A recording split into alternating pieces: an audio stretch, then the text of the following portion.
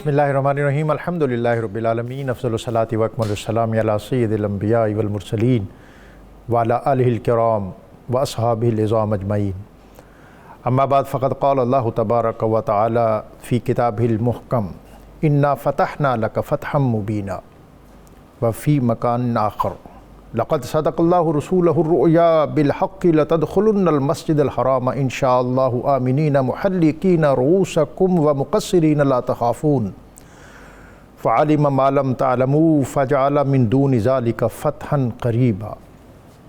صدق اللہ العظیم۔ یقیناً اللہ تعالیٰ نے اپنے رسول کو سچا خواب دکھایا حق کے ساتھ کہ تم ضرور داخل ہو کے مسجد حرام میں جب اللہ نے چاہا امن و امان سے، منڈواتے ہوئے اپنے سروں کو یا ترشواتے ہوئے، تمہیں کسی کا خوف نہ ہوگا، پس وہ جانتا ہے جو تم نہیں جانتے، تو اس نے عطا فرما دی تمہیں ایسی فتح جو قریب ہے۔ اور دوسرے مقام پر یقیناً ہم نے آپ کو شاندار فتح عطا فرمائی۔ لفظ لفظ نور اور حرف حرف روشنی سے آراستہ نور قرآن کے ساتھ طاہر بخاری آپ سے مخاطب ہے۔ ناظرین، آج 20 رمضان المبارک اور پیر کا دن ہے۔ آج سے 1434 سال قبل 20 رمضان المبارک اور پیر ہی کے دن اللہ تعالیٰ نے نبی اکرم رسول محتشم صلی اللہ علیہ وآلہ وسلم کی قیادت و سیادت میں مسلمانوں کو ایک عظیم فتح یعنی فتح مکہ سے سرفراز کیا۔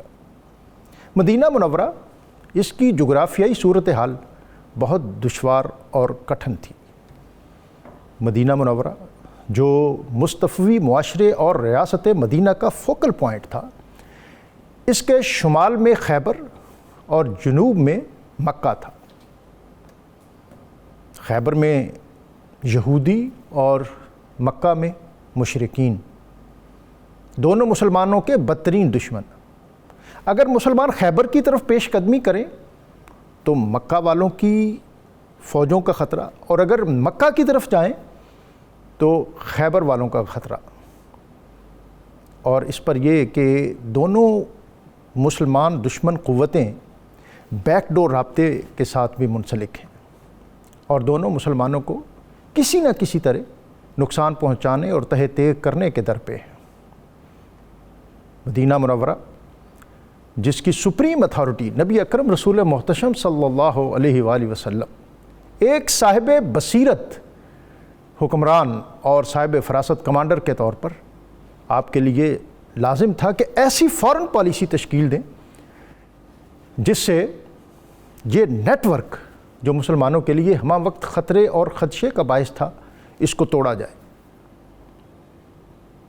جنگوں کا سلسلہ ہے، بدر، احد اور اس کے بعد خندق 5 ہجری میں۔ اس موقع پر نبی اکرم رسول محتشم صلی اللہ علیہ وسلم نے فرمایا کہ اب یہ نہیں آئیں گے، اب ہم پیش قدمی کریں گے، اب انیشیٹو مسلمان لیں گے۔ اور اس کے ساتھ پے در پہ ایسے واقعات ہوئے جس کے سبب نبی اکرم صلی اللہ علیہ وآلہ وسلم نے مکہ والوں کے ساتھ اچھے تعلق کو ڈیولپ کرنا شروع کر دیا۔ یہاں یہ امر بطور خاص ذہن میں رہے کہ خیبر کی بجائے مکہ جو مسلمانوں کا کعبہ جس میں تھا، اس کی تقدس اور حرمت اور اس کی طرف رغبت ایک فطری بات تھی۔ چنانچہ نبی اکرم رسول محتشم صلی اللہ علیہ وآلہ وسلم نے 6 ہجری کو اعلان فرمایا، لقد صدق اللہ رسولہ الرؤیا بالحق لتدخلن المسجد الحرام ان شاء اللہ آمنین محلقین رؤوسکم ومقصرین لا تخافون۔ نبی اکرم صلی اللہ علیہ وآلہ وسلم 6 ہجری ماہ ذیقعد میں 1400 جانثار صحابہ کے ساتھ مکہ کے لیے روانہ ہوئے۔ حدیبیہ کے مقام پر ایک صلح نامہ ہوا جسے صلح حدیبیہ کہا جاتا ہے، جس میں جو بہت بنیادی بات ہے وہ یہ ہے کہ نو وار پیکٹ فار 10 ایئر، کہ مسلمانوں اور مکہ والوں کے درمیان 10 سال تک مکمل جنگ بندی، اور یہ جنگ بندی اس نوعیت کی ہوگی کہ خفیہ طور پر بھی کسی کے فریق اور حریف کو کسی نوعیت کی کوئی معاونت فراہم نہیں کی جائے گی۔ نبی اکرم صلی اللہ علیہ وسلم صلح حدیبیہ اس کے بعد واپس مدینہ تشریف لائے تو 2 ہفتوں کے بعد ہی آپ نے خیبر کی طرف پیش قدمی کی اور کامیابیوں اور کامرانیوں کے پرچم آراستہ کیے۔ اس کے بعد 7 ہجری کو صلح حدیبیہ اس کی عہد شکنی ہوئی، اور پھر 8 ہجری کو نبی اکرم رسول محتشم صلی اللہ علیہ وآلہ وسلم اپنے 10,000 نفوس کے ساتھ مکہ مکرمہ کی وادی میں اترے۔ فتح مکہ تاریخ اسلام اور تاریخ انسانیت کا ایک عظیم باب، ایک ایسا سنگ میل جس کے بعد عروج، ارتقاء، بلندی اور پیشوائی کے زینے سر ہوئے۔ اور قرآن پاک نے کہا کہ اذا جاء نصر اللہ والفتح ورأیت الناس یدخلون فی دین اللہ افواجا، کہ لوگ جوک در جوک اسلام میں داخل ہوئے۔ فتح مکہ کی سگنیفیکنس، اس کی سیاسی حیثیت، اس کی دینی فوقیت، اور پھر بطور خاص پورے خطے کے اندر اس کے جو اثرات ہیں، اس کی کیا اہمیت ہے، آج ہم اس پر بات کریں گے۔ اور ہمیشہ کی طرح اس اہم موضوع پر بات کرنے کے لیے آج ہمارے ساتھ بہت وسیع اور جامع پینل، ہمیشہ کی طرح علامہ مفتی محمد فاروق القادری صاحب، علامہ مفتی صابر حسین صاحب، اور علامہ مفتی محمد سعید رضوی صاحب، اور اختتام پر حمد باری تعالیٰ کے لیے آج ہمارے ساتھ موجود ہوں گے جناب محمد قاسم حسان صاحب۔ میں اپنے مہمانوں کو خوش آمدید کہتے ہوئے آج کا اسم مبارک المؤمن، امن دینے والا، اس اسم مبارک کی برکت یہ ہے کہ جو شخص کثرت کے ساتھ اس کا ورد کرے، اللہ تعالیٰ اس کو ہر نقصان اور خطرے سے محفوظ رکھتا ہے۔ مفتی صاحب، آج کا موضوع اور آج کا دن، اور اس نے اتفاق کہ آج بھی پیر ہے اور 20 رمضان ہے، اور نبی اکرم صلی اللہ علیہ وسلم اس عظیم فتح سے سرفراز ہوتے ہوئے مکہ کی وادی میں جس دن اترے تھے وہ بھی پیر ہی تھا۔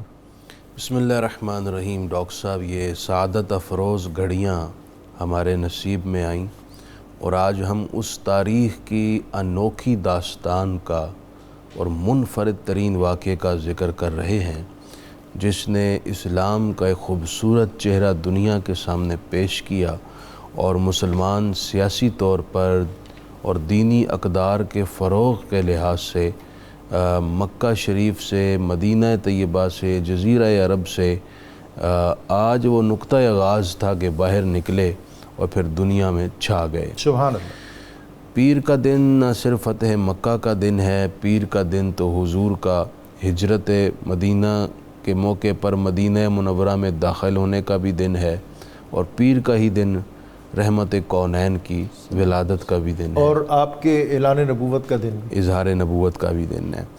قرآن مجید نے بھی فتح مکہ کا ذکر فرمایا ہے۔ ویسے تو فتح مکہ کی بنیاد صلح حدیبیہ کے دن سے ہی پڑ گئی تھی، سبحان اللہ، جس کا آپ نے ذکر بھی فرمایا، آیات بھی تلاوت فرمائی۔ مفسرین کی ایک جماعت کے مطابق انا فتحنا لک فتحا مبینا، کہ محبوب ہم نے آپ کو روشن فتح عطا فرما دی۔ سبحان اللہ۔ یہ آیت نازل ہوئی صلح حدیبیہ کے موقع پر، جبکہ بعض کے اقوال مختلف بھی ہیں، لیکن چونکہ اسی صلح کی بنیاد پر فتح مکہ کا دروازہ کھلا تھا، تو مفسرین اکرام نے کہا کہ یہ آیت کریمہ دراصل نازل اس موقع پر ہوئی، لیکن اس کا مصداق غزوہ فتح مکہ ہے۔ سبحان اللہ۔ دوسری بات یہ ہے کہ قرآن مجید میں ہی اللہ تعالیٰ نے ایک اور مقام پر سورہ نصر کے، پوری سورہ نصر بھی فتح مکہ کے موقع پر نازل ہوئی، اور اس کا تذکرہ یوں کیا گیا کہ جب رحمت کونین صلی اللہ علیہ وسلم اپنے اصحاب جانثاران کے جرمٹ میں مکہ مکرمہ میں داخل ہوئے، تو آپ اور آپ کے اصحاب کی زبانوں پر یہی آیت تھی، انا فتحنا لک فتحا مبینا۔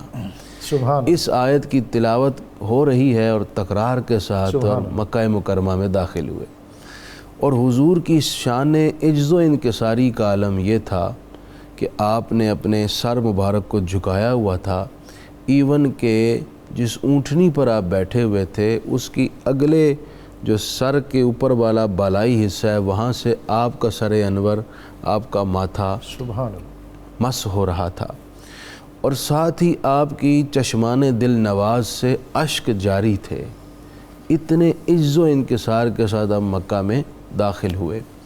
تاریخ جاننے والے سمجھتے ہیں اور اس بات کو تصدیق کریں گے کہ جب کوئی ڈکٹیٹر یا کوئی بادشاہ شہروں میں داخل ہوتے ہیں تو وہ تکبر اور رعونت میں بدمست ہاتھی کی طرح داخل ہوتے ہیں اور شہروں کو اجاڑ کر پامال کر دیتے ہیں۔ لیکن یہ انوکھی بات ہے، واہ، جن کے قبضہ اختیار میں تھا اس وقت مکے کا سارا سسٹم اور لوگوں کی گردنیں، ان کے شہر مکہ میں داخل ہوتے وقت یہ کیفیت تھی کہ سر جھکا ہے، آنسو جاری ہیں، اور اگر کسی نے کہہ دیا کہ آج خون بہانے کا دن ہے تو فرمایا ایسا نہ کہو، الیوم یوم المرحمہ، آج تو رحمت کا، مہربانی کا اور شفقت کا دن ہے۔ اسی موقع پر حضرت سیدنا جبریل علیہ السلام ملائکہ کے جھرمٹ میں آئے اور حضور کی بارگاہ میں یہ سورہ نصر پیش کی۔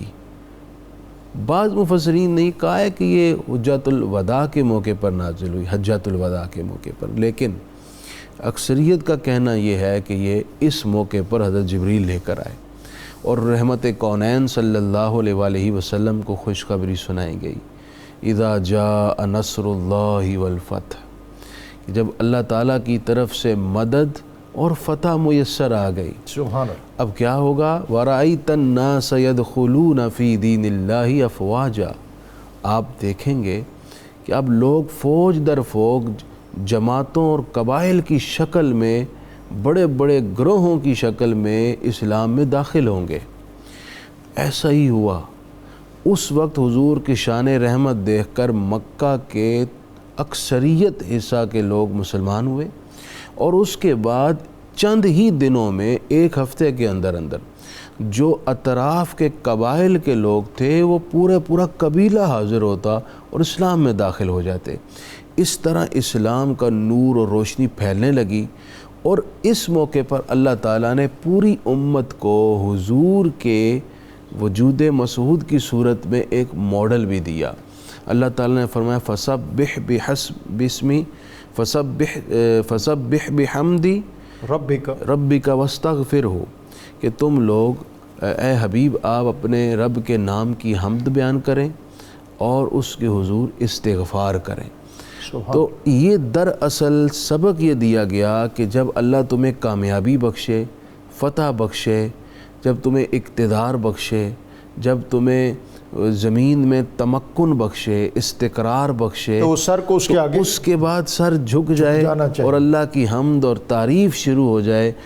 دراصل اس سے اظہار یہ مقصود ہے کہ اس میں میرے ذاتی کمال کا دخل نہیں، یہ تو میرے رب کی رحمت کی وجہ سے ممکن ہوا ہے۔ مفتی صاحب، ہر چیز جو ہے واقعہ ہے اس کی ایک معنوی حیثیت ہوتی ہے، ایک اس کا ظاہری پہلو ہوتا ہے۔ فتح مکہ کی ظاہری پہلو ظاہر ہے، اس کا شکو اور اس کی جو ایک حیثیت ہے اس سے تو انکار ہی نہیں ہے، لیکن جیسے مفتی صاحب نے جس چیز کی طرف اشارہ کیا کہ معنوی طور پر صلح حدیبیہ یہ بنیاد ہے فتح مکہ کی، اور اس موقع پر صحابہ کا رد عمل بعض اوقات مختلف بھی تھا، لیکن آپ کے چہرے پہ ہمیشہ تبسم رہا۔ تو میں چاہوں گا کہ بہت اختصار سے آپ اس کے اسباب بیان کرتے ہوئے پھر فتح مکہ کی طرف آ جائیے۔ بسم اللہ الرحمن الرحیم، اللہم صلی علی محمد وعلی آل محمد وبارک وسلم وصلی علیہ۔ اس میں کوئی شک نہیں کہ فتح مکہ بنیادی طور پر صلح حدیبیہ کا تتمہ تھا، کمپلیشن تھا، یعنی فتح مکہ کا آغاز اسی دن ہو چکا تھا، یا یہ فتح مکہ کا مقدمہ تھا؟ ہاں جی، ہاں بالکل، صلح حدیبیہ فتح مکہ کا مقدمہ تھا اور یہ اس کا تتمہ تھا، اس کی کمپلیشن تھی۔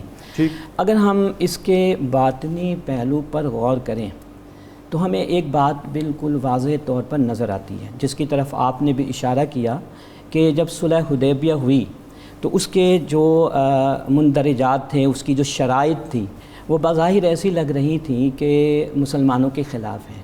صحابہ کرام علیہم رضوان میں بھی اس حوالے سے بے چینی تھی۔ حضرت عمر فاروق رضی اللہ تعالیٰ عنہ جیسے مدبر صحابی، وہ بھی نبی کریم علیہ السلام کی بارگاہ میں آ کر عرض گزار ہوتے ہیں، لیکن نبی کریم صلی اللہ علیہ وسلم نے وہاں پر اپنی مدبرانہ حکمت عملی کا اظہار فرمایا اور کہا کہ خاموش ہو جاؤ۔ صحابہ کرام علیہم الرضوان اس بات کو اچھی طرح سمجھتے تھے کہ ظاہری طور پر اگرچہ یہ ساری باتیں ایسی ہیں جو مسلمانوں کے خلاف جا رہی ہیں، لیکن چونکہ جناب رسول اللہ صلی اللہ علیہ وسلم نے یہ فیصلہ فرمایا ہے تو یقینی طور پر اس میں باطنی طور پر ہمارے لیے فوائد ہوں گے۔ قرآن مجید فرقان حمید میں اللہ جل شانہ نے سورہ الاحزاب میں ارشاد فرمایا کہ وما کان لمؤمن ولا مؤمنۃ اذا قضى اللہ ورسولہ امرا ان یکون لہم الخیرۃ من امرہم، کسی بھی مومن یا مومنہ کی یہ شان نہیں ہے کہ جب اللہ اور اس کے رسول صلی اللہ علیہ وسلم کی طرف سے کوئی فیصلہ سنا دیا جائے تو پھر وہ کسی اور چیز میں اپنے لیے خیر کو تلاش کرے۔ تو صحابہ کرام کا طرز عمل بالکل اس آیت کریمہ کے مطابق رہا کہ پھر وہ کسی اور طرف نہیں دیکھتے تھے، اتباع، پیروی، اطاعت، وہ اس طرف آ جاتے تھے۔ اور پھر آپ نے دیکھا کہ یہی ہوا کہ 2 سال سے بھی کم عرصے میں یہ جنگ ایسی جنگ ہے، یہ غزوہ ایسا غزوہ ہے کہ جس میں لڑنے کی نوبت ہی نہیں آئی۔ حالات اللہ تعالیٰ نے ایسا پیدا فرما دیا کہ وہ جنہوں نے 10 سال کا معاہدہ کیا تھا ان سے غلطیاں سرزد ہوئیں۔ بنو بکر کے ساتھ انہوں نے جو ہے معاہدہ کیا ہوا تھا، دوسری طرف جو بنو خزاعہ جو مسلمانوں کے حلیف تھے، بنو بکر نے بنو خزاعہ کے ساتھ جو ہے زیادتی کی تو قریش مکہ ان کے ساتھ مل گئے بنو بکر کے ساتھ۔ ادھر نبی کریم صلی اللہ تعالیٰ علیہ وسلم کو اللہ تعالیٰ نے موقع عطا فرما دیا اور پھر یہ سارے معاملات ہوئے اور مکہ فتح ہو گیا۔ اور بہت بنیادی بات اس میں یہ ہے کہ جو پرامن بقائے باہمی، یہ پہلا موقع ہے کہ جب کفار مکہ نے، مشرکین نے یا مکہ والوں نے مسلمانوں کو ایک پیرلل فورس تسلیم کرتے ہوئے ان کے ساتھ ایک ایگریمنٹ کیا۔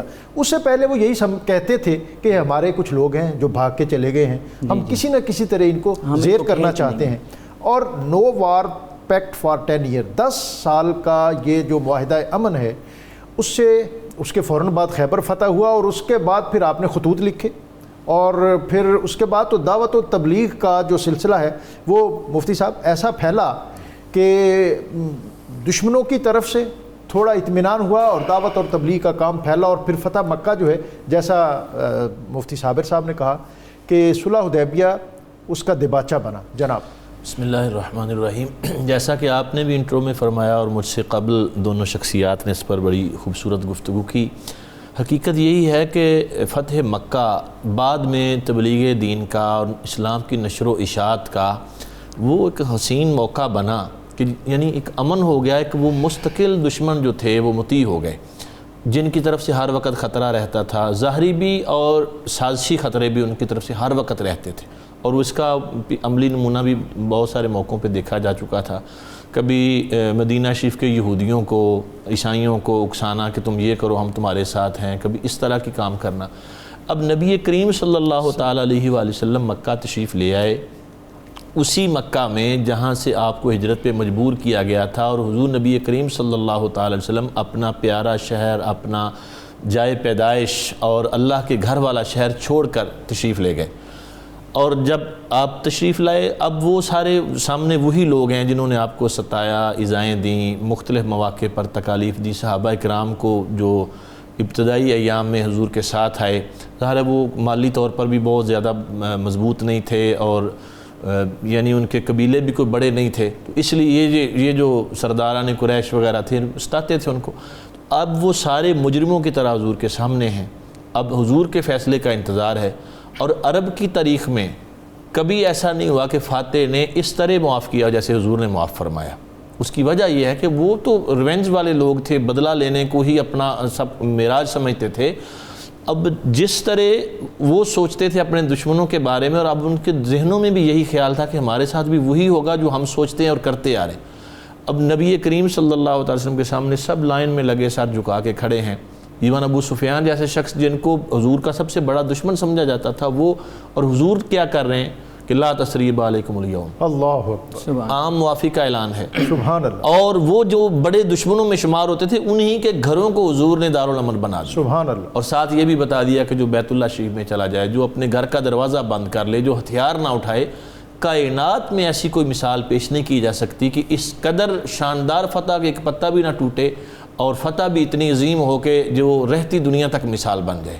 ایک تو یہ، دوسرا نبی کریم صلی اللہ تعالیٰ علیہ وآلہ وسلم نے یہاں آپ کی جن شانوں کا اظہار ہوا، تھوڑا سا ذرا مجھے وقت دیجیے گا، کہ حضرت سیدنا شعیاء علیہ السلام کو اللہ پاک نے وحی فرمائی، اس میں حضور نبی کریم صلی اللہ علیہ وسلم کی ایک شان کا ذکر کیا گیا۔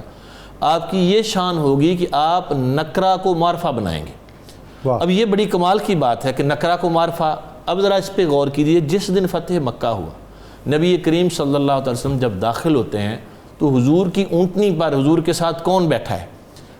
اس دن بڑے بڑے آپ کے جلیل القدر صحابہ، صدیق پاک سے لے کر مولا علی تک سب موجود ہیں، ان میں سے کسی کو بیٹھنا چاہیے، آپ کی فیملی کے لوگ، آپ کی فیملی کے حسنین کریمین جیسی شخصیات کو بیٹھنا چاہیے، اور اس طرح کے بڑے ایونٹس پر لوگ بڑا اہتمام کرتے ہیں کہ سارا مکہ اپنے خاندان کے لوگوں کو ساتھ بٹھائیں، پروموٹ کرتے ہیں، صاحب کو سارا مکہ دیکھنے والا ہے، دنیا پوری اس جو لمحہ ہوتا ہے اس کو ریکارڈ کر رہی ہے۔ اب اس وقت کون بیٹھا ہے؟ حضرت اسامہ بن زید رضی اللہ تعالیٰ، جو ایک غلام زادے تھے، ان کو حضور نے بٹھا کے دنیا کو بتایا کہ جو ہم سے جڑ جاتا ہے ہم پھر نکرہ کو معرفہ بنا دیتے ہیں۔ کعبے کی چھت پہ کس کو کھڑا کیا؟ جی وہ آگے میں اسی طرف آ رہا ہوں۔ اب وہاں سے اگلا سلسلہ ہوا سیدنا جب چابیاں آ گئیں، وہ بھی ایک پوری داستان ہے کہ چابی منگوائی گئی اور بیت اللہ شریف کا دروازہ کھولا۔ اب اذان دینے کے لیے بھی اتنے بڑے بڑے لوگ موجود تھے، تو حضرت بلال حبشی کو فرمایا کہ کعبے کی چھت کے اوپر چڑھ کر اذان دو، تاکہ سارے مکے والے دیکھ لیں جو ہم سے جڑ جاتا ہے پھر ہم اس کو نکرہ نہیں رہنے دیتے، اس کو معرفہ بنا دیتے ہیں۔ سبحان اللہ۔ مفتی صاحب، یہ واقعتاً یہ ہمیں جیسا رضوی صاحب نے بتایا ہے کہ یہ تاریخ انسانیت کا ایک عظیم اور عجیب واقعہ ہے کہ فاتح ہمیشہ مفتوح قوموں کا سر تہ کیا کرتے ہیں، اور آج بھی ایسا ہی ہوتا یا ہونا چاہیے تھا کہ ملزم اور مجرم قتل گاہوں میں لائے جاتے، تلواریں ان کے حلق پہ پھرتی اور مدینے کے گلیاں ان کے خون سے بھر جاتی، لیکن یہاں تو منظر ہی عجیب ہے۔ ڈاکٹر صاحب، میں نے عرض کیا کہ یہ اپنی نوعیت کا رحمت اور شفقت کا بالکل تاریخ کا منفرد ترین واقعہ ہے۔ اس کی کئی جزیات ہیں۔ ایک سلسلہ یہ دیکھیں کہ رحمت عالمین صلی اللہ علیہ وآلہ وسلم جب مکہ میں تشریف لائے، آپ کا یہاں پر ایک ذاتی گھر بھی تھا، اللہ اکبر، اور یوں ہی جو آپ کے ساتھ مہاجرین صحابہ تھے ان کے بھی آبائی گھر یہی تھے، اور جب آپ ہجرت کر کے اور آپ کے صحاب تشریف لے گئے تو ان گھروں پر اہل مکہ قابض ہو گئے تھے۔ اہل مکہ قریب کے پہاڑوں پر چڑھ کر یہ منظر دیکھ رہے تھے، کچھ قریب تھے کچھ دور تھے، اور سب کی توجہ ادھر تھی کہ اب بیت اللہ سے فارغ ہونے کے بعد شاید سید الانبیاء اپنے گھر سے قبضہ چھڑوائیں گے اور آپ کے صحاب بھی اپنے اپنے گھروں کو خالی کروائیں گے۔ لیکن وہ یہ دیکھ کر حیران ہو گئے کہ آپ نے اور آپ کے صحاب نے تو اس طرف توجہ ہی نہیں فرمائی۔ سبحان اللہ، سبحان اللہ۔ اور جو لوگ وہاں آباد تھے انہیں وہیں رہنے دیا، انہیں نقل مکانی پر، گھر چھوڑنے پر مجبور نہیں فرمایا۔ ڈاکٹر صاحب، آج کوئی اپنی زمین کا ایک بالشت حصہ نہیں چھوڑتا، اور رحمت کونین اور آپ کے صحاب کی دلوں کے کتنی وسعت تھی کہ آپ نے دشمنوں کو بھی وہیں رہنے دیا۔ لیکن اس کا الٹیمیٹلی نتیجہ کیا ہوا؟ اس کا الٹیمیٹلی نتیجہ یہ ہوا کہ آپ کی اس شفقت کو دیکھ کر وہ سارے دامن اسلام میں آ گئے۔ آپ کا جو گھر ہے، میں نے کہیں یہ روایت پڑھی ہے کہ وہ حضرت عقیل کے پاس تھا، وہ شاید اس وقت ابھی یا ان کے دوسرے بھائی کے پاس تھا، تو آپ سے پوچھا گیا، ظاہر ہے آپ فاتح تھے، کہ آپ کہاں قیام فرمائیں گے؟ جی ہاں۔ فرمایا قیام تو میں وہاں فرمانا چاہتا ہوں، لیکن اگر اس کی طبیعت پہ بوجھ نہ آئے۔ واہ، سبحان اللہ۔ یوں ہی جب آپ مکہ میں داخل ہوئے تو سب سے پہلے جو آپ نے 3 جملے ارشاد فرمائے، ان 3 جملوں نے ہی اہل مکہ کے دلوں کو نرم کر دیا، اور وہ دل اتنے تیار ہو گئے اب اسلام کی طرف آنے کے لیے، اور وہ حیرت میں بھی گم ہو گئے۔ پہلا جملہ آپ نے یہ ارشاد فرمایا کہ جو اپنے گھر کا دروازہ بند کر لے اس سے کوئی تعرض نہیں کیا جائے گا، سبحان اللہ، اسے امان ہے۔ جو پلٹ کر چلا جائے تعاقب میں جا کر اسے پیچھے سے دبوچ کر نہیں کھینچا جائے گا، اسے بھی امان ہے۔ اور جو فلاں فلاں سردار ہے، ایون کہ حضرت ابو سفیان کا بھی نام لیا جو بعد میں اسلام لے آئے، کہ جو ان کے گھر میں داخل ہو جائے اس کے لیے بھی امان ہے۔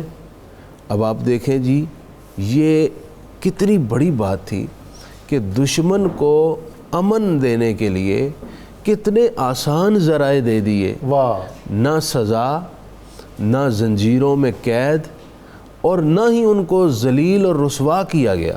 اور مفتی صاحب میں سمجھتا یہ ہوں کہ جو بنیادی ترجیح تھی اس پوری مہم میں نبی اکرم صلی اللہ علیہ وسلم کی، وہ یہی تھی کہ ایک قطرہ خون بہے بغیر۔ حضرت سیدہ عائشہ صدیقہ رضی اللہ تعالی عنہا، آپ نے تیاری کا حکم ارشاد فرما دیا تھا۔ حضرت ابوبکر صدیق کہتے ہیں کہ ہم دیکھ رہے تھے کہ آپ کسی تیاری کی طرف مائل ہیں، لیکن آپ نے کسی کو اشارہ نہیں دیا کہ کدھر جانا ہے، اور مدینہ منورہ سے نکلے تو مکہ کے لیے ہیں، مکہ جنوب میں ہے، ڈائریکٹ جنوب کی طرف نہیں آئے، شمال اور شمال مشرق سے ہوتے ہوئے، کہ ایسے لگا کہ جیسے آپ اور کسی مہم کی طرف جا رہے ہیں، جس کا بنیادی مقصد یہ تھا کہ یہ مہم جو ہے یہ کسی تصادم کے بغیر سر ہو، اور دنیا کے سامنے اس کی ایک ایسی نظیر پیش ہو کہ دنیا میں آنے والے جتنے بھی انقلاب ہیں وہاں انسانی خون اس سے ندیاں بھر جاتی ہیں، لیکن یہ ایک ایسا انقلاب ہو جس سے انسانیت کا شرف اور اس کی تکریم جو ہے وہ اپنی بلندیوں تک پہنچے۔ یہاں ایک کالر ہیں ہمارے ساتھ، میاں غلام مرتضیٰ صاحب، ان کو شامل کرتے ہیں۔ السلام علیکم۔ وعلیکم السلام رحمۃ اللہ وبرکاتہ۔ ڈاکٹر صاحب جی گوجرا سے آپ کو خوش آمدید۔ میاں صاحب کیا کہنا چاہتے ہیں؟ سر آپ کو بہت بہت مبارکباد، آپ کی پوری ٹیم کو اتنا اچھا پروگرام صبح کرنے پر۔ جی آپ کا شکریہ جناب۔ سر سوال میرا یہ ہے کہ فتح مکہ کے موقع پر سرکار دو عالم صلی اللہ علیہ وسلم نے دشمنان مکہ کو معاف کرتے کون سے سبق اس سے ملتا ہے؟ ہمیں کون سا سبق حاصل کرنا چاہیے؟ ہمیں تو سبق یہی ملتا ہے کہ اگر قوت طاقت اللہ دے آپ کو، سطوت دے، اور پھر آپ کے زیر نگر کوئی ہوں، کوئی ماتحت ہوں، کہیں آپ کو بھی فیصلے کی قوت ملے، تو عفو اور درگزر کا وہی پیمانہ اور وہی دائرہ اور وہی دامن اسی طرح ہمیں واہ کرنا چاہیے جس طرح نبی اکرم رسول محتشم صلی اللہ علیہ وآلہ وسلم آپ کی سیرت کا وہ پہلو ہمیں سبق دیتا ہے۔ اور آپ کے سامنے دشمن وہ تھے جنہوں نے آپ کے خلاف قتل کی سازشیں کی تھیں، جنہوں نے 3 سال تک شیب ابی طالب میں آپ کو محصور رکھ کے آپ کے ساتھ معاشی اور معاشرتی مقاطعہ کیا تھا، سوشل بائیکاٹ کیا تھا۔ اس پر مزید ہم مفتی صاحب سے بات کریں گے اور ان سے رہنمائی بھی لیں گے۔ ایک اور کالر ہمارے ساتھ ہیں، اسلم صاحب احمد پور شرکیہ سے۔ السلام علیکم جی۔ جی وعلیکم السلام میاں صاحب، آپ کو خوش آمدید۔ آپ کیسے ہیں؟ خیریت سے ہیں؟ جی الحمدللہ۔ کیا پوچھنا چاہتے ہیں؟ میرا جی ایک چھوٹا سوال یہ ہے کہ فتح مکہ کے اوپر نبی مبارک صلی اللہ تعالی علیہ وسلم نے سب کو معاف کر دیا تھا، لیکن آج کے اس دور میں جو شخص ظالم ہے، دوسروں کے حقوق غصب کرتا ہے، بیواؤں یتیموں کے مال کھاتا ہے، ایسے شخص کے لیے بد دعا کرے یا راہ راست پہ لانے کے لیے دعا کرے، کیا کرے گی؟ یہ مفتی صاحب بڑی اہم بات ہے، اس پر بات کریں گے۔ اور یہ بات جو آپ نے کی ہے کہ سب کو معاف کر دیا تھا، لیکن کچھ ایسے بھی تھے جن کے بارے میں آپ نے فرمایا تھا کہ اگر یہ کعبے کے پردوں سے بھی لپٹے ہوئے ہوں تو ان کو وہاں بھی تہہ تہہ کر دیا جائے، وہ جو نبی اکرم صلی اللہ علیہ وسلم کی شان میں گستاخی کیا کرتے تھے۔ اس پر بھی ہم بات کریں گے۔ ایک اور کالر ہے ہمارے ساتھ۔ السلام علیکم۔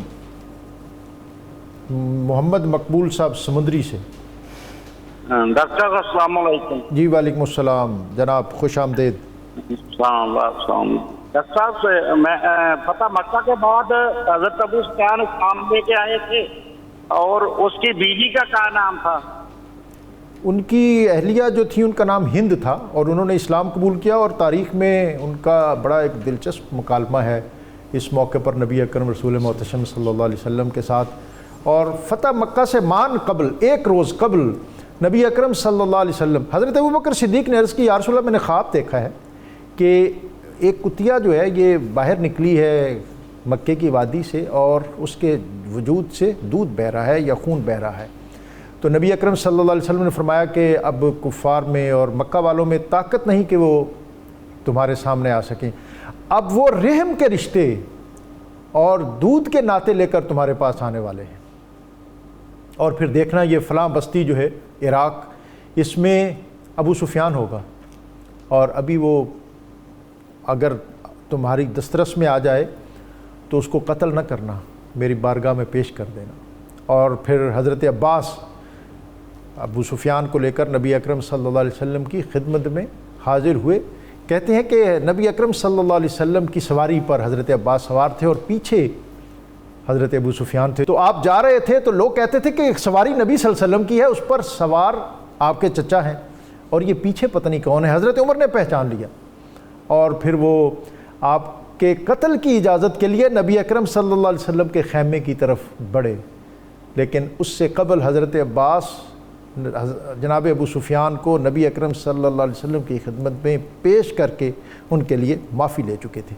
ان امور پر مزید بات کریں گے، یہاں وقت ہے ایک بریک کا، بریک سے واپس آئیں گے تو آج کا یہ اہم موضوع ہمارے مزید گفتگو میں شامل رہے گا۔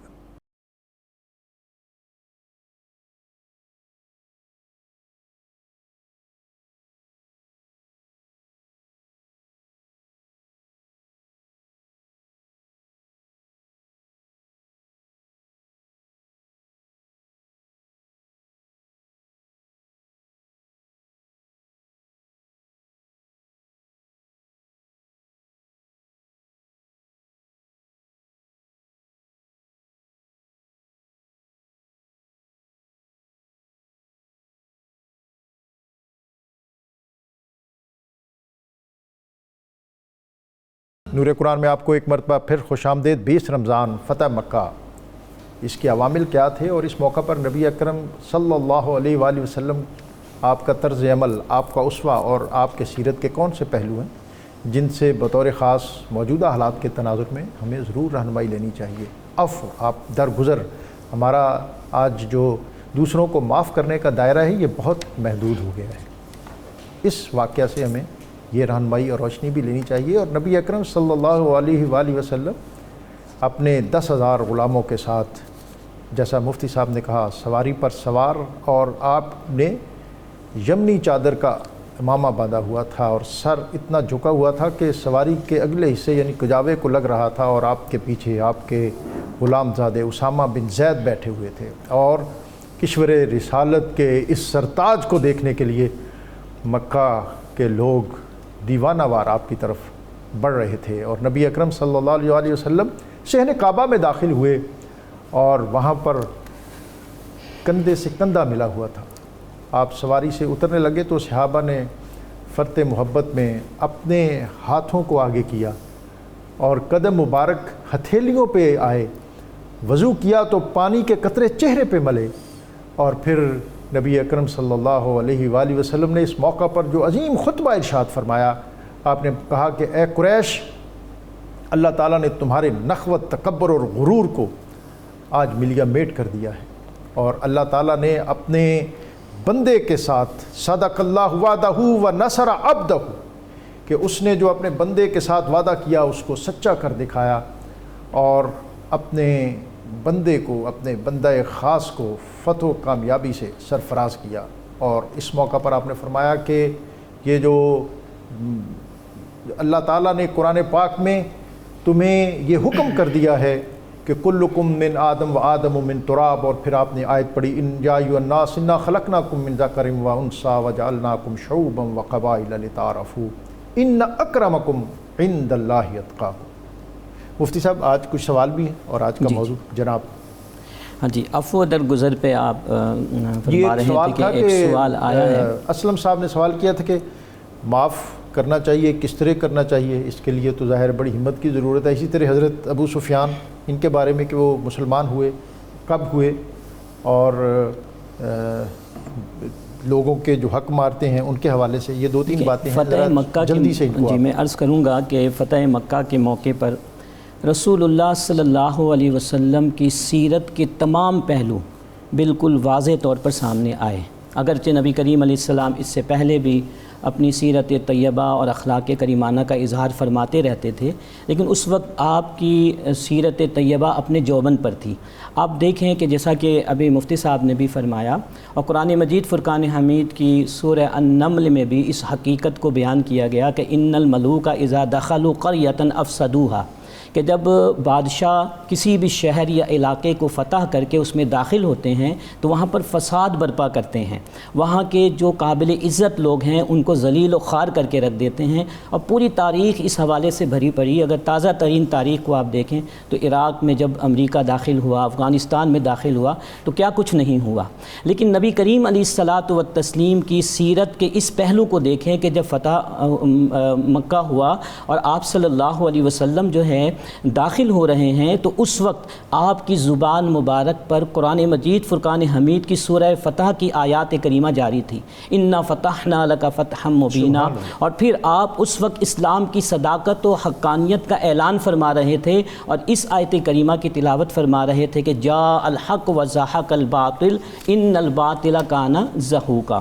اب آپ دیکھیں کہ عفو درگزر کی مثال کہ ثمامہ بن آسال رضی اللہ تعالی عنہ، اس وقت وہ مسلمان نہیں ہوئے تھے، اور یہ وہ ہیں کہ جنہوں نے نبی کریم علیہ الصلاۃ والتسلیم کو شہید کرنے کا پکا ارادہ کر لیا تھا، لیکن اللہ نے اپنے اس وعدے کے مطابق کہ واللہ یعصمک من الناس، کہ اے محبوب صلی اللہ علیہ وسلم اللہ آپ کی لوگوں سے حفاظت فرمائے گا، اللہ نے حفاظت فرمائی۔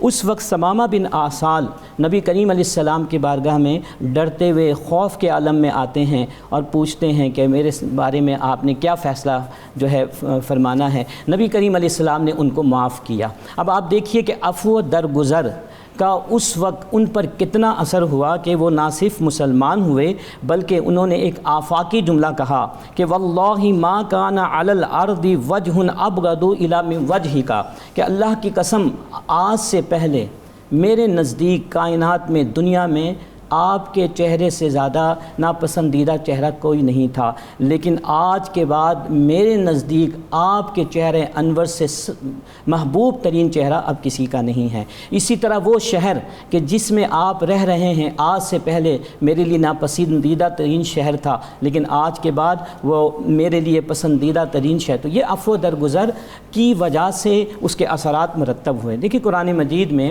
اللہ جل شانہ نے سورۃ الشورى میں ارشاد فرمایا کہ وَجَزَاءُ سَيِّئَةٍ سَيِّئَةٌ بِمِثْلِهَا، کہ اگر کوئی آپ کے ساتھ برائی کرتا ہے تو آپ کم از کم اس کے برابر اس سے بدلہ لے سکتے ہیں، لیکن فمن اصلح، اگر آپ نے اس کی اصلاح کر لی، اس کو معاف کر دیا تو اس صورت میں اللہ تعالیٰ کی طرف سے آپ کو اجر ملے گا۔ نبی کریم علیہ السلام نے فتح مکہ کے موقع پر قرآن مجید فرقان حمید کی اس آیت کریمہ کو عملی طور پر دکھایا، جیسا کہ حضرت ابو سفیان رضی اللہ تعالیٰ عنہ کے بارے میں انہیں بھی معاف کیا، اور نہ صرف معاف کیا بلکہ ان کو ایک اتنا بڑا اعزاز دیا کہ اس موقع پر بہت کم لوگوں کو یہ اعزاز دیا گیا کہ نبی کریم علیہ السلام نے یہ اعلان فرمایا کہ من دخل دار ابی سفیان فہو آمن، کہ جو ابو سفیان کے گھر میں داخل ہو گیا اس کو بھی امن مل گیا۔ اسی طرح ہندہ کو رضی اللہ تعالی عنہا کو آپ نے معاف فرمایا، تو اس وقت آپ کی جو شان کریمانہ جو تھا اس کا اظہار اعلیٰ ترین درجے پر ہو رہا تھا۔ ڈاکٹر محمد اقبال رحمۃ اللہ تعالی علیہ نبی کریم علیہ الصلاۃ والتسلیم کے اس موقع پر جو آپ نے فرمایا ان کی طرف اشارہ کرتے ہوئے ارشاد فرمایا کہ آنکھ بر عادات در رحمت کشاد، مکہ را پیغام لا تسریب داد، وقت ہی جا تیگ او آہن گداز، دیدے او اشک بار اندر نماز، کہ جس نے دشمنوں پر رحمت کا دروازہ کھول دیا، جس نے مکہ کے لوگوں کو لا تسریبہ کا پیغام دیا۔ میدان جنگ میں آپ کی تلوار لوہے کو پگھلا دیتی ہے، لیکن جب آپ نماز میں ہوتے ہیں تو آپ کی آنکھیں اشک سے جاری ہوتی ہیں۔ سبحان اللہ، میرا دل تو نہیں چاہتا تھا انٹرپٹ کرنے کو، وقت کم ہے اور مہمان آج ہمارے ظاہر ہے بہت وقی۔ میں چاہوں گا اسی بات کو آپ مفتی صاحب آگے بڑھاتے ہوئے، چونکہ آخری مرحلہ ہے پروگرام کا، تو آج جو ہمیں اب لیسن ملتا ہے، سبق ملتا ہے، اور سب سے بڑھ کر میں یہ بھی کہ جیسے مفتی صاحب نے جس طرف اشارہ کیا کہ کعبے کے کلید بردار کعبے کے اندر داخل ہوتے تھے جمعرات کو اور سوموار کو، نبی اکرم صلی اللہ علیہ وسلم بھی ایک روز داخل ہونا چاہا تو اس نے روک دیا۔ پھر آپ نے فرمایا کہ دیکھو ایک دن ایسا آئے گا کہ جب یہ اختیار میرے پاس ہوگا۔ اپنی کامیابی کا تیقن کہ اس وقت تو بے سر و سامانہ نہیں تھی، اور پھر وہ وقت بھی آیا. میں چاہوں گا کہ یہ ساری چیزیں سمیٹتے ہوئے ہمیں ایسا سبق اس میں سے جو روشنی اور رہنمائی بنے انفرادی سطح پر اور اجتماعی سطح پر.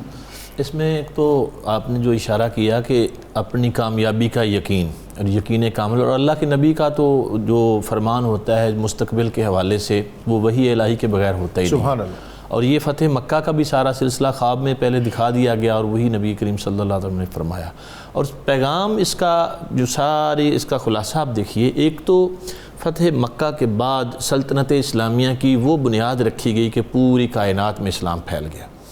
اگرچہ اس کے تھوڑے عرصے بعد آقا کریم جان رحمت علیہ السلام اس کائنات فانی سے رخصت ہو گئے، لیکن آپ وہ ایک ایسا مرکز دے گئے اور ایک ایسی راہ دکھا گئے اپنے صحابہ کرام کو کہ جس کی روشنی میں پھر وہ اسلام کا جو قافلہ تھا وہ رکا نہیں. دوسرا یہ جو ابھی آپ پہلے بھی بات ہو گئی کہ اختیار اور طاقت ہونے کے باوجود جو معافی دینے کا عمل ہے یہ نبی کریم صلی اللہ علیہ وسلم نے ہمیں دیا، اور آج اس کی ہمیں اشد ضرورت ہے. اصل معافی تو مفتی صاحب ہوتی ہوئی ہے جی، جب آپ کے پاس اختیار ہو تو پھر آپ معاف کریں. ہاں اصل چیز یہ ہے، بالکل ٹھیک فرمایا آپ نے. بندہ بے بس ہو کہ معاف کر بھی دے تو اس کی وہ حیثیت تو جسے ہم کہتے ہیں مجبوری کا نام شکریہ. جی ہاں. اور نبی پاک صلی اللہ علیہ وسلم نے ایک موقع پر ارشاد فرمایا التائب من الذنب کمن لا ذنب لہ، جو گناہ سے توبہ کر لے وہ ایسے ہی ہے جیسے اس نے کوئی گناہ کیا ہی نہیں. اور یہاں بھی جو معافی دی گئی اپنے جانی دشمنوں کو دی گئی جنہوں نے آقا کریم کو ستایا. لیکن آپ تھوڑا سا پہلے بھی وہ وقفے سے پہلے بات ہوئی کہ ایسے لوگ جنہوں نے رسالت پہ حملہ کیا ان کو معاف نہیں کیا گیا. ان کو تو فرمایا گیا کہ چاہے وہ کعبے کے پردوں میں بھی چھپ جائیں تو بھی ان کو قتل کیا جائے. یہ دونوں پہلو پیش نظر رہنے چاہیے. ایک یعنی حضور کی معافی والا جو پہلو ہے وہ ہے اپنی ذات کے لیے، آقا کریم صلی اللہ علیہ وسلم جس کو چاہیں جیسے چاہیں معاف فرما دیں. ایک ہے رسالت توحید اور وہ جو اسلامی اصول ہیں ان سے جو ٹکرائے اس کے لیے کوئی معافی نہیں ہے. آج بھی اسی اصول کو اپنانا چاہیے. جہاں مسئلہ رسول رحمت علیہ السلام کی عزت توقیر اور ناموس کا ہو وہاں پھر یہ ضابطے اور قاعدے نہیں چلتے کہ جی چھوڑ دیں جی معاف کر دیں. ایک بات. دوسری بات یہ ہے کہ نبی مکرم شفیع اعظم صلی اللہ علیہ وسلم نے جن کو معاف کر دیا اس سے پہلے ان کا کیا کردار تھا، انہوں نے کیا. اب کسی مسلمان کو یہ اجازت نہیں ہے کہ وہ اس کو ڈسکس کر کے ان کو ڈیگریڈ کرے، ہرگز نہیں. جب کلمہ پڑھ لیا رسول پاک صلی اللہ علیہ وسلم کا اور نبی کریم علیہ السلام نے یہ فرما دیا کہ اسلام اپنے ما قبل تمام جو گناہ ہیں ان کو ختم کر دیتا ہے. جب حضور کے دامن کرم سے وابستہ ہو گئے وہ جیسے بھی تھے جس طرح بھی تھے، آج ان کی پچھلی زندگیوں کو لے کر کوئی بندہ جو مسلمان بھی کہلاتا ہو اور اس کو ڈسکس کر کے ان کے بارے میں غلط انداز اپنائے یا غلط رویہ رکھے یا کسی بھی اشارے کنائے میں ان کی تحقیر کرے، یہ اسلامی تعلیمات نہیں ہیں. یہ نبی کریم صلی اللہ علیہ وسلم کو ایذا دینے والی بات ہے. حضور کو راضی کرنا ہے تو پھر اسی طریقے کو اور اسلام قبول کرنے کے بعد ان ہستیوں اور شخصیات نے دین کی ترویج اور اشاعت میں بڑی گراں قدر بے پناہ خدمات. جی مفتی صاحب. جی ایک تو میں اس پہ یہ عرض کرنا چاہتا ہوں، اس واقعے سے ایک بنیادی سبق یہ ملتا ہے کہ جنگ مدافعتی ہو یا اقدامی ہو اس کا اصل مقصود امن کا قیام ہوتا ہے.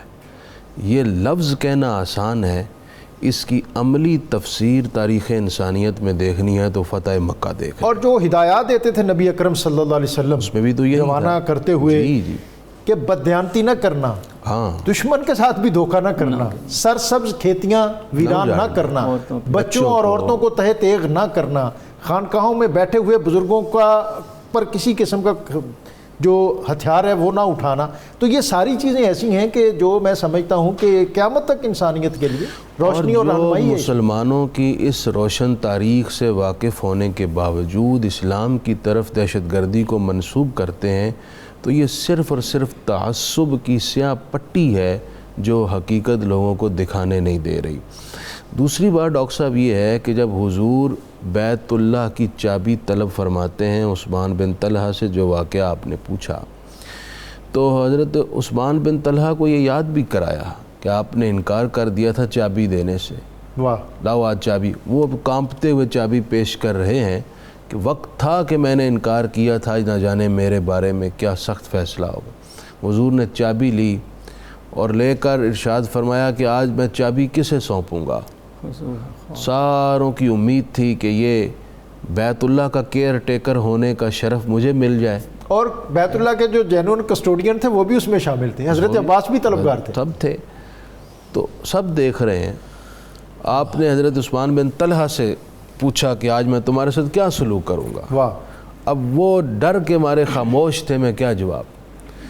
جب چابی دینے کا آپ نے اعلان فرمایا تو یوں اعلان فرمایا کہ یہ چابی ہم عثمان بن طلحہ کو دیتے ہیں. واہ. خذوہا، تم اس چابی کو پکڑ لو، خالدتاً تالدتاً، یہ چابی ہمیشہ تمہارے پاس رہے گی.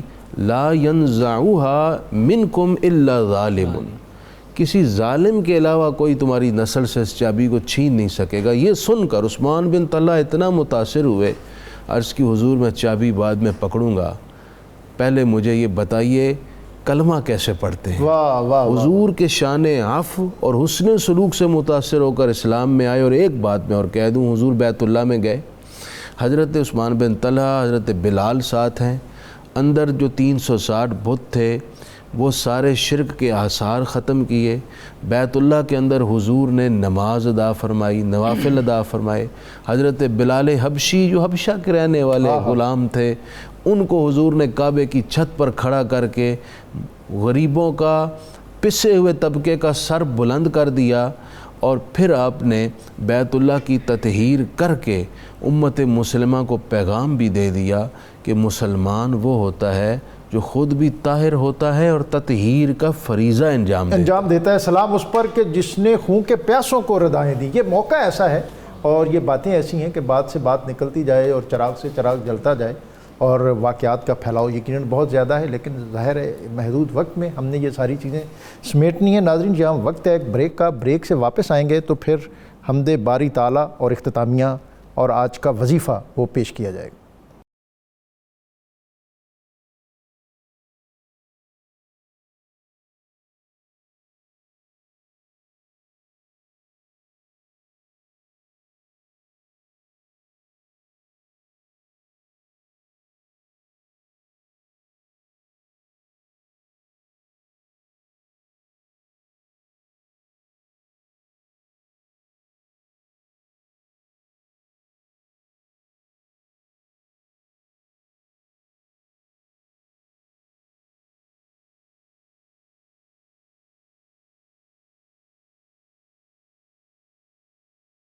نور قرآن میں آپ کو ایک مرتبہ پھر خوش آمدید. نبی اکرم رسول محتشم صلی اللہ علیہ وآلہ وسلم فتح و کامرانی کو اپنے جلو میں لیتے ہوئے شہن کعبہ میں آئے، اور جہاں جو وقی خطبہ جس کا ایک حصہ میں نے پہلے بھی بات کی، اس موقع پر آپ نے فرمایا کہ کافر کے بدلے میں مسلمان قتل نہیں ہوگا.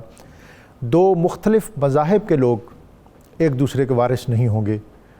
پھپھی اگر نکاح میں ہے تو بھتیجی، اور خالہ نکاح میں ہے تو اس کی بھانجی یہ بیک وقت نکاح میں نہیں آ سکیں گی. دعویٰ کرنے والے کے لیے لازم ہے کہ وہ دلیل پیش کرے، گواہ پیش کرے. بصورت دیگر جو مدعا علیہ ہے، جو رسپونڈنٹ ہے، وہ قسم پیش کرے. اور 3 دن کا سفر عورت کے لیے بغیر محرم کے جائز نہیں. فجر اور عصر کے بعد نفلی نماز وہ بھی جائز نہیں. اور عید الفطر اور عید الاضحیٰ اس کا روزہ نہ ہوگا. یہ بہت سے اس موقع پر آپ نے احکام اور فرامین جو ہیں وہ عطا کیے. اور فتح مکہ کے موقع پر 2000 قریش خاندان کے لوگ انہوں نے قبول اسلام کیا، یہاں تک کہ اکرمہ ابو جہل کا بیٹا جو وادی چھوڑ کر بھاگ گیا تھا وہ بھی واپس آ کر مسلمان ہوا. نبی اکرم رسول محتشم صلی اللہ علیہ وآلہ وسلم نے 15 روز تک یہاں قیام کیا اور اس کو باقاعدہ ریاست مدینہ کا ایک صوبہ بناتے ہوئے اس کا ایڈمنسٹریٹو کنٹرول اپنے ہاتھ لیا. اور فتح مکہ جو ہے یہ اس جزیرے میں اس اعتبار سے بھی بہت اہمیت کی حامل تھی کہ وہاں کے لوگ جانتے تھے کہ مکہ پر فتح اس شخص کو عطا ہوگی جس کی دعوت کے اوپر اللہ تعالیٰ کی مہر ہوگی. اس لیے کہ انہوں نے ابرہ کا حال دیکھا تھا کہ ابرہ ایک ہاتھیوں کے لشکر جرار کے ساتھ مکہ کو اور خانہ کعبہ کو پامال کرنے کے لیے آیا تھا، لیکن اس کے ساتھ کیا ہوا کہ الم تری کیف فعل ربک باصحاب الفیل. اب لوگ اس انتظار میں تھے کہ اگر نبی اکرم محمد مصطفیٰ کریم صلی اللہ علیہ وآلہ وسلم یہ فتح مکہ سے سرفراز ہوئے تو یقیناً یہ سچے ہیں.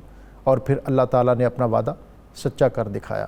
میں اپنے مہمانوں کا شکریہ ادا کرتے ہوئے آج کا وظیفہ، اگر کوئی بچہ کند ذہن ہو تو سورہ نساء کی آیت نمبر 113 وعلمک ما لم تکن تعلم وکان فضل اللہ علیک عظیما، اس کو کاغذ پر لکھ کر پانی میں بھگوئے اور پھر اس بچے کو پلائیں، اس کی برکت سے بچہ جو ہے وہ ذہین ہو جائے گا اور اس کو ذکاوت اور ذہانت عطا ہوگی۔ محمد قاسم حسان، حمد باری تعالیٰ کے لیے۔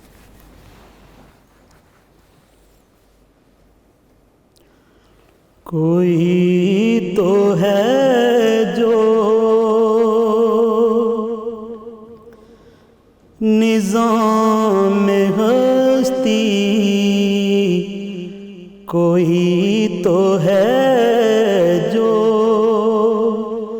نظام ہستی چلا رہا ہے، وہی خدا ہے، دکھائی بھی جو نہ دے نظر بھی، جو آ رہا ہے وہی خدا ہے، تلاش اس کو نہ کر بتوں میں، وہ ہے بدلتی ہوئی رتوں میں، جو دن کو رات اور رات کو دن بنا رہا ہے، وہی خدا ہے۔ نظر بھی رکھے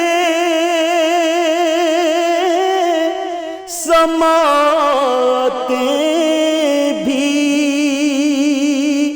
وہ جان لیتا ہے نیتیں بھی، وہ جان لیتا ہے نیتیں بھی، جو خانہ لا شعور میں جگ مگا رہا ہے، وہی خدا ہے۔ کسی کو تاجے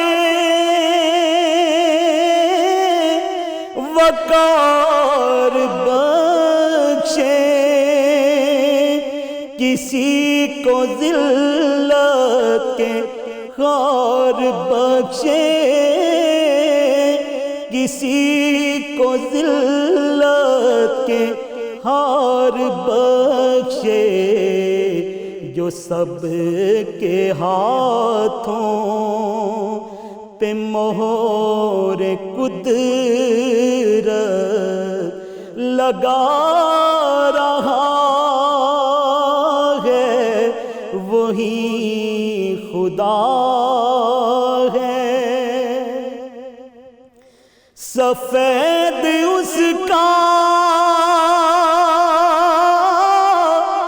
سیاہ اس کا،